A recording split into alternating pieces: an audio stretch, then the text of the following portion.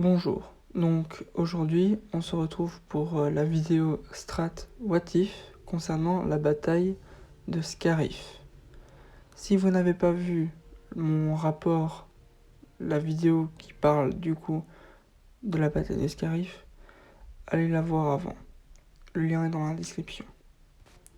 Juste aussi pour vous prévenir que je prépare un générique, donc je l'ai fait, il est prêt. Mais comme j'utilise la bande-son de Star Wars Clone Wars, j'ai dû d'abord envoyer un mail à Disney et Lucasfilm pour leur demander la permission d'utiliser la bande-son de Clone Wars. Donc une fois que j'aurai la permission, je pourrai intégrer le générique dans ma vidéo. Donc voilà, comme ça vous êtes au courant. Donc, comme d'habitude, enfin, je dis d'habitude, mais j'ai fait qu'une seule autre vidéo sous le même format. Je vais utiliser les ressources que l'Empire avait à disposition lors de la bataille. Donc, pour ne pas tricher, on va dire, je vais pas emporter plus de vaisseaux, plus de chasseurs ou quoi que ce soit. Je vais utiliser les mêmes ressources. Très bien. Donc maintenant, une fois que ça c'est dit, on peut commencer.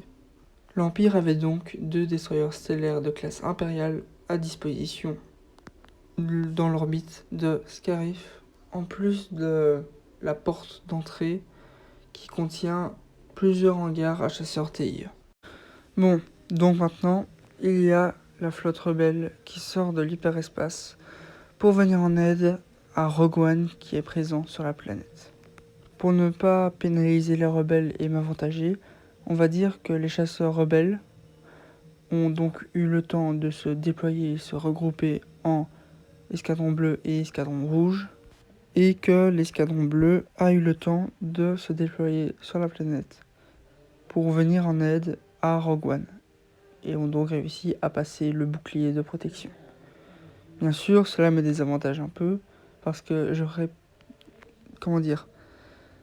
organisé les défenses différemment que comment elles étaient dans le film, mais bon, il faut pas abuser non plus, quoi. Donc on va dire qu'ils ont eu le temps de se déployer et ils ont eu le temps de venir en aide à Rogue One. Par contre, premier changement, au lieu de déployer mes chasseurs directement dans la flotte rebelle, afin de détruire le chasseur, il faut réfléchir à long terme et pas penser à « Ah, il y a des ennemis, détruire maintenant le plus rapidement possible ». C'est pas comme ça qu'on tient une bataille qui peut durer plus ou moins longtemps.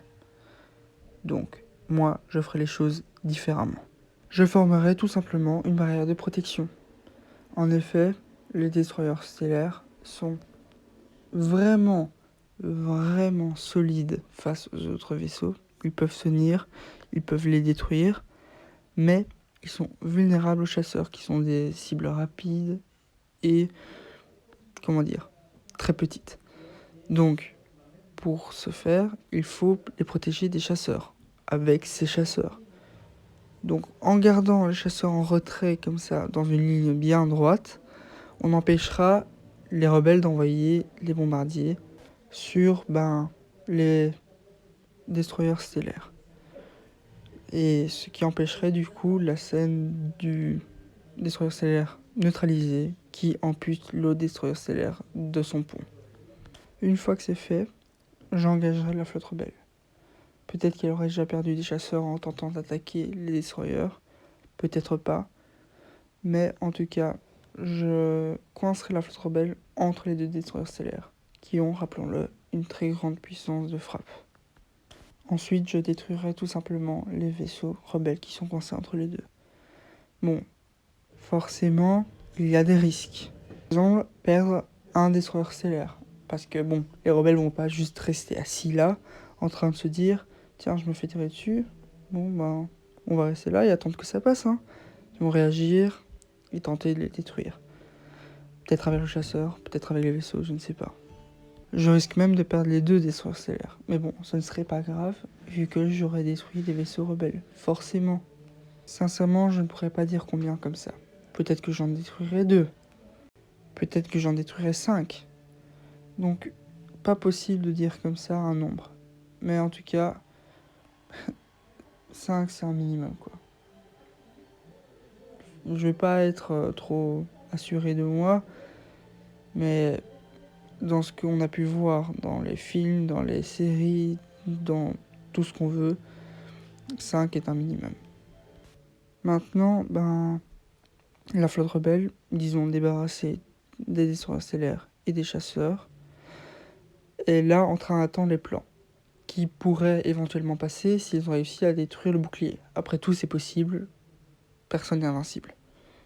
Mais le fait reste qu'ils doivent attendre que Rogue One envoie les plans.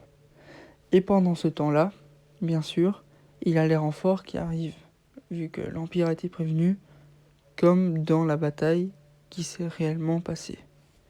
Il y aura l'étoile noire qui viendra en support, et forcément, il y aura le vaisseau de Dark Vador qui viendra en support. Et avec l'étoile de la mort et le vaisseau de Dark Vador, il y a moyen de faire de lourds dégâts. En effet, je ne commettrai pas la prochaine erreur stratégique, à mon avis.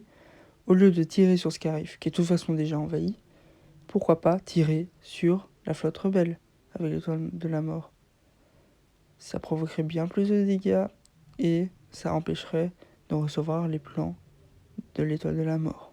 Qui, rappelons-le, est l'objectif des rebelles. Si tu enlèves cet objectif, tu gagnes, peu importe la défaite militaire. Bien sûr, j'utiliserai également le vaisseau Dark Vador pour tirer sur la flotte. Je ne suis pas débile non plus.